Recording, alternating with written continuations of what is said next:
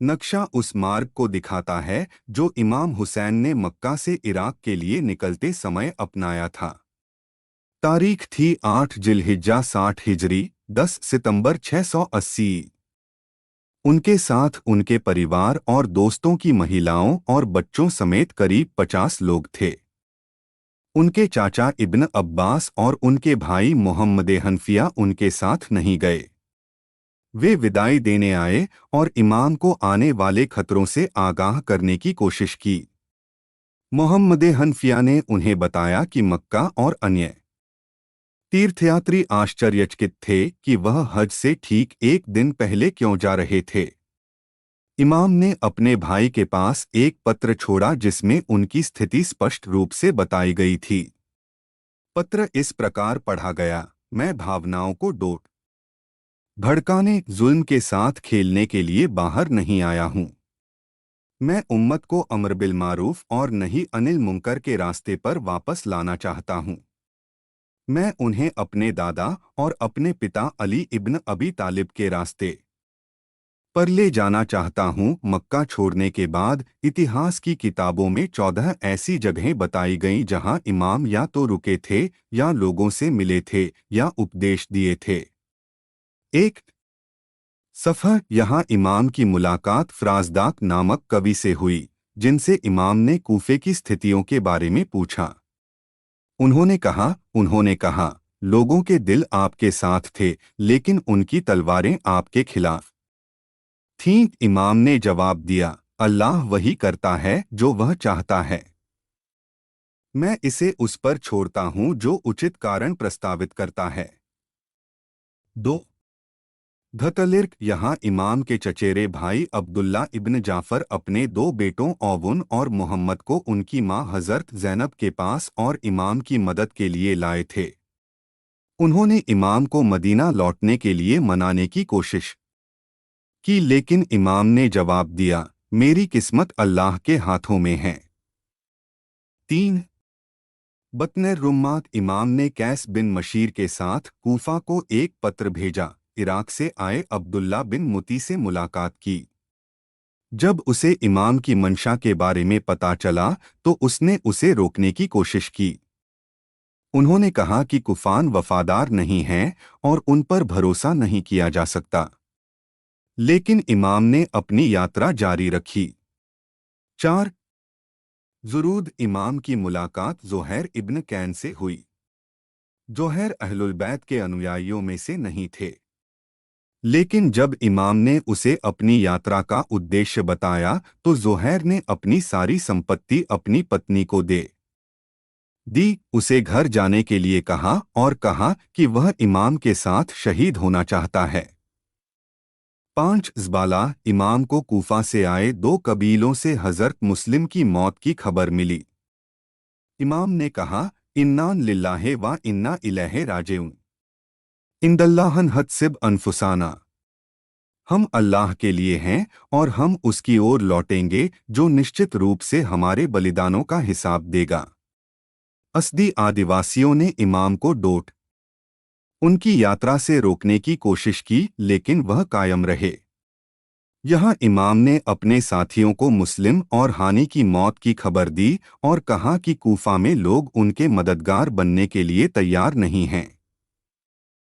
इमाम ने कहा, जो लोग जाना चाहते हैं वे अभी चले जाएं। विभिन्न जनजातियों के समूह जो लूट इकट्ठा करने की आशा में इमाम के पीछे चले थे, उन्हें अपनी झूठी आशाओं का एहसास हुआ और वे अपने अपने घरों में बिखर गए।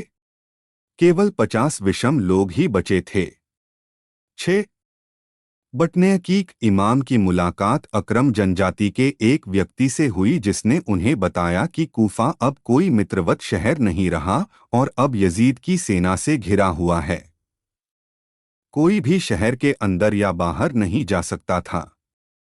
लेकिन इमाम आगे बढ़े। 7 सोरत, इमाम ने यहाँ रात बिताई और सुबह अपने साथियों को आदेश दिया कि जितना हो सके उतना पानी ले लें। 8 शराफ, जब इमाम इस जगह से गुजर रहे थे तो उनके एक साथी ने चिल्लाकर कहा कि उन्हें सेना आती दिख रही है। इमाम ने एक सुरक्षित जगह मांगी। अधिमानतः उनके पीछे एक पहाड़। एक गाइड उन्हें निकटतम पर्वत पर ले गया।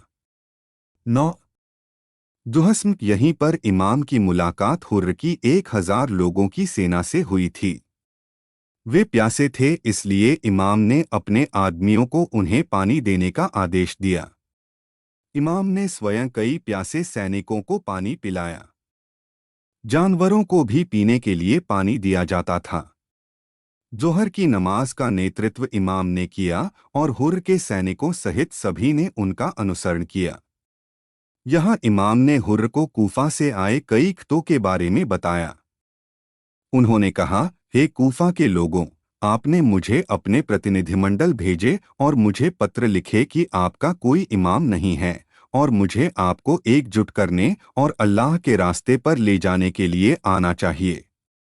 आपने लिखा कि हम अहलुल बैत आपके मामलों पर शासन करने के लिए उन लोगों से अधिक योग्य हैं जो उन चीज़ों पर दावा करते हैं जिन पर उनका कोई अधिकार नहीं है और अन्यायपूर्ण और गलत तरीके से कार्य करते हैं।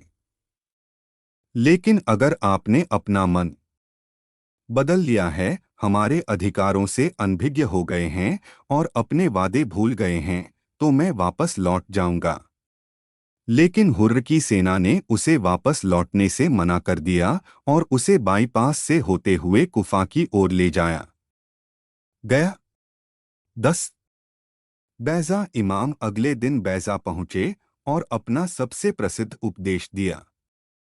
हे लोगों, पैगंबर ने कहा है कि यदि कोई व्यक्ति किसी अत्याचारी शासक को अल्लाह और पैगंबर के खिलाफ अपराध करते हुए और लोगों पर अत्याचार करते हुए देखता है, लेकिन स्थिति को बदलने के लिए शब्द या कार्रवाई से कुछ नहीं करता है, तो यह अल्लाह के लिए उचित होगा कि वह उसे वहीं रखे जहां वह योग्य है। क्या आप नहीं देखते कि मामले कितने निम्न स्तर तक गिर गए हैं? क्या आप नहीं देखते कि सत्य का पालन नहीं हुआ और झूठ की कोई सीमा नहीं है?